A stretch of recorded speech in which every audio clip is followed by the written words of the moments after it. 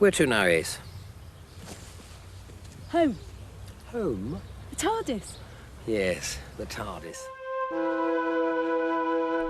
By the early 90s, Doctor Who was dead. Sure, it existed in book form, but it was managed by Virgin Publishing. Even its home at the BBC for the last 30 plus years forced it to move on to pastures greener.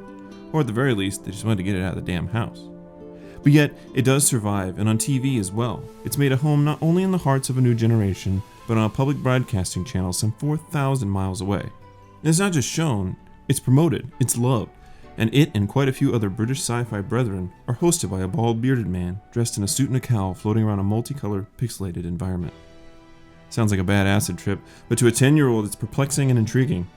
It was in September of 1995 that this cult sci-fi show found a place in yet one more home and one more heart. This is the story of Sci Fi Friday Night.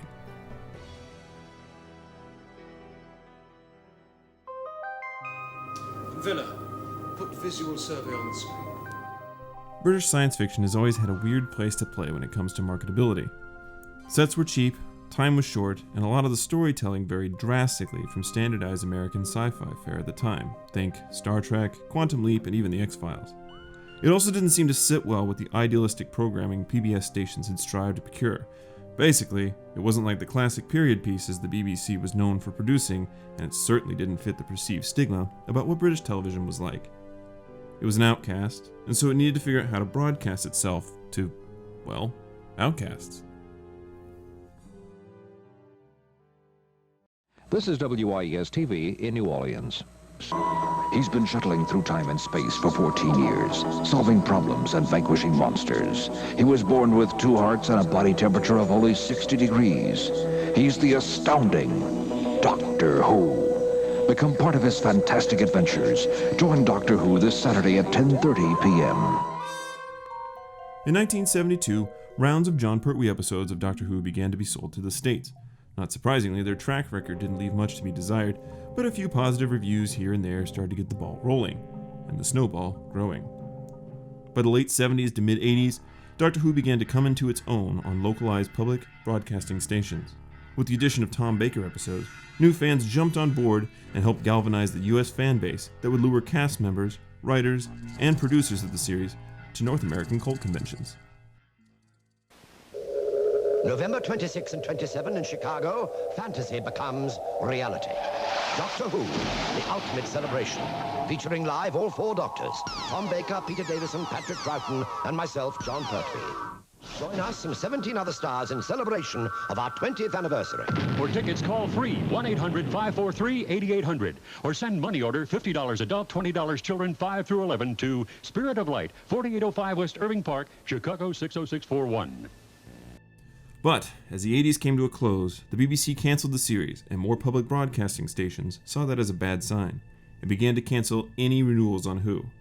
By the early 90s, only a handful of stations really had anything to do with it, and the most notorious of the bunch was Iowa Public Television, and their end-of-the-week marathons called Sci Fi Friday Night.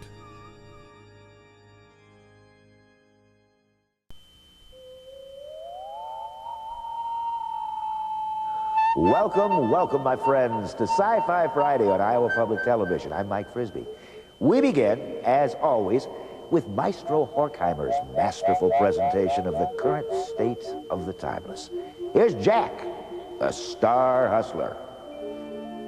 Starting around 1993, IPTV began to schedule a block of British-centric classic science fiction.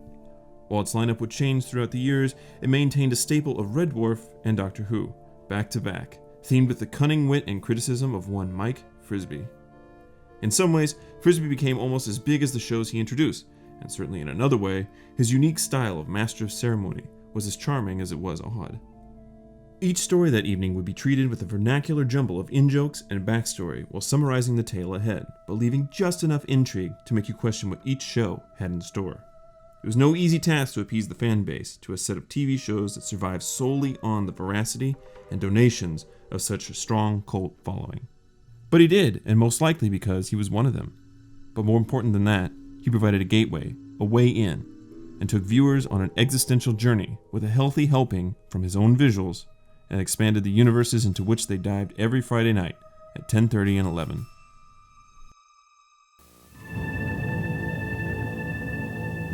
You know, this web planet is certainly one of the wackiest places encountered in the Doctor's journeys through time and space, and it's starting to bug him, if you get my drift. In tonight's installment, and those yet to come, you will meet more Menoptera, Optera, Zarbis, troglodytes, and drones than you can shake a can of raid at. Now, director Richard Martin summed it up this way. It should have cost millions. It probably cost hundreds. Well, Martin's probably right, and a New Year's glass with him for budget-stretching ingenuity. Now, you see how doing Doctor Who in sequence provides unique insight into a quarter century of British socio-economic history? You do.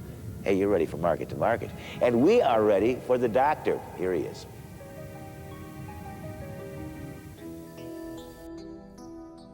In the mid-90s, Red Dwarf and Doctor Who took off and continued to grow while other public broadcasting stations seemingly failed. Annually, these stations would host telethons designed to raise money in support of these shows and procuring even more shows. And every year the donations would pour in. Iowa loved their British science fiction. Sci Fi Friday Night was a hit, and a local one at that. Because of this, IPTV was able to host more shows with more tales of wonder and began to establish itself as the statewide leader of British science fiction. Shows like Blake 7, Neverwhere, Hitchhiker's Guide to the Galaxy, and even Star 1 had a home.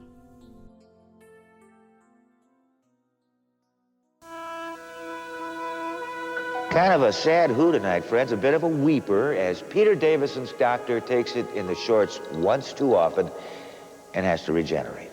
Now, this usually meant the BBC was hoping to regenerate audience numbers by switching doctors in mid-season, but it appears that Davison himself was more than willing to call it a day. By now, the show had become an institution beyond much creative input from its star. Davison's predecessor, Tom Baker, probably wielded more influence on scripts and production than any of the other doctors, but his long reign ended with touches of flaccid self-parody, bad feelings, and a determination to revitalize the formula. Peter Davison's relatively brief tenure achieved that sense of rebirth, and it would continue with his successors, although not as easily or successfully. The Fifth Doctor, then, was a pivotal one for the entire series, and tonight, we bid him farewell in the caves of Androzani. The beat goes on next Friday. I hope to see you then. However, as time went on, so did many of its fans, and consequently so did the shows. At the end of the 90s, it was unsure what the future of Doctor Who looked like.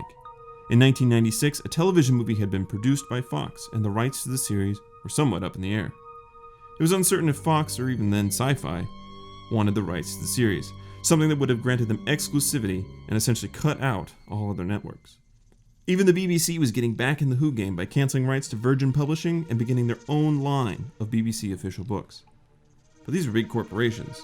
Stories that were enjoyed uninterrupted by commercials and crass marketing might soon find themselves pitted against other shows on other networks, struggling to compete. That's something that Who didn't really have to do before, and the likes of Frisbee, he'd be the first to go. No more wit, no more heartfelt criticism, no more life.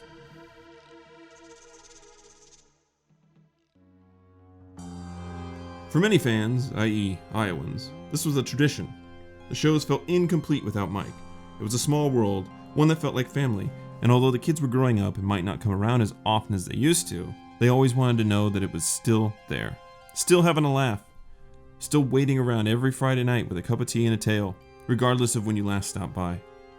But as with all things, it would have to come to an end. And in July of 2008, Mike Frisbee passed away. Although retired at this point, it felt like a final punctuation to an era that upheld Doctor Who and other sci-fi programs when no one else would. The era of quirky, locally syndicated shows was over. We often talk about how we got our start in fandoms, where we first saw a show, what it was, how we didn't know it would become such a huge part of our lives. But I remember my first time watching Doctor Who in the fall of '95 with John Pertwee in Planet of the Spiders. I stumbled across it, as one presumably does, while channel surfing, and I don't really know what made me stop, but I'm guessing it was the flying car. It was there that something clicked, something that clicked so hard that it's stuck with me for 25 years. And while the shows were always the heroes of Sci-Fi Friday Night, it was the unsung hero, Mike Frisbee, that tied it all together. I recently moved into a bigger place and managed to take on a few more of the items from my parents' place. Among those were a plethora of old VHS recordings of Doctor Who, Red Dwarf, Blake 7, and several others. And while it was great to see those episodes again, it also meant that I got to see Mike again, the guy on the TV that hosted these shows. And you can watch all these TV shows now, uninterrupted, no frills, just show. Hell, you can even skip the intros and the credits if it doesn't mess with your marathon. But in doing that, you've lost something. To have Frisbee floating there in all of his Technicolor glory, telling you about a show that you love, that you both love, sharing that connection, even if it was through a curved glass, it's important. It certainly brought me back to those late Friday evenings, lying in my room, lights off, basking in the glow of Sci Fi Friday Night programming.